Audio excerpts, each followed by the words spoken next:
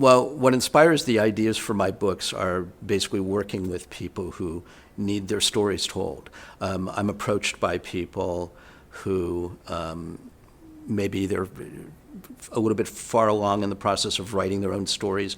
Maybe they're just starting out. Maybe they have they just need a little nip and tuck in the editing. But it's all people who really want to leave their story, for succeeding generations to read and understand and enjoy. People with healthy egos, but who everybody has a story to tell, I've found. That's what's interesting is half the people that approach me are like, wow, it's not really that interesting a story. But the truth is everybody has a story to tell. Everybody's got it fascinating. And that's the thing that I loved most about journalism, was finding out about other people's lives and being able to write about them, discuss them, share them with the world. And that's what I'm able to do now in books. I'm able to do something different every day. I mean, that's just a wonderful thing to have in your employment life. I'm working on 3 books right now, which are just all could not be more different from one another.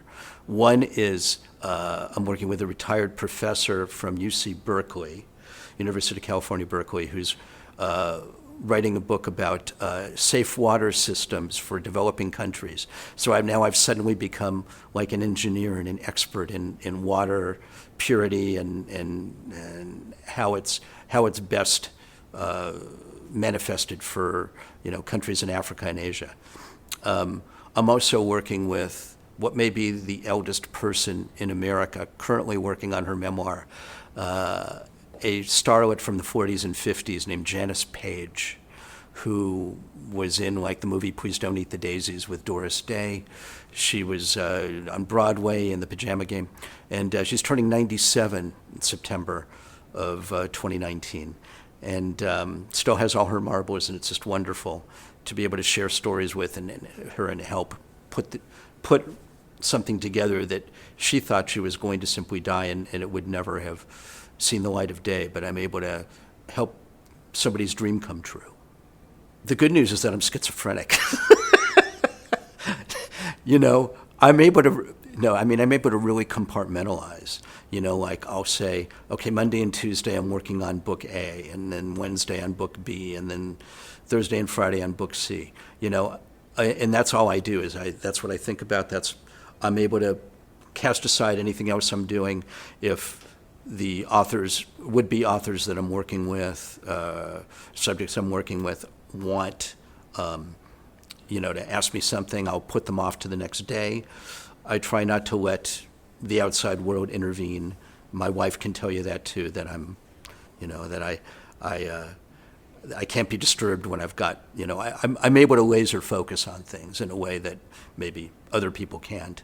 I'm probably on the autistic spectrum somewhere. Not to make fun of that, but I really probably am, because that's how I'm able to focus in a hyper way. And my process is just I give undivided attention to the people I'm interviewing and writing about, and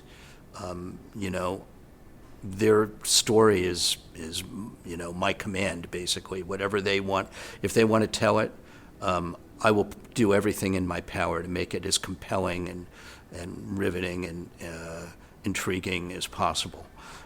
If they want to embellish it a little bit, that's their call too. This isn't journalism. It's not it's not something that succeeding generations are going to judge them or judge me. I mean, it's whatever anybody wants to leave behind. That's what I support.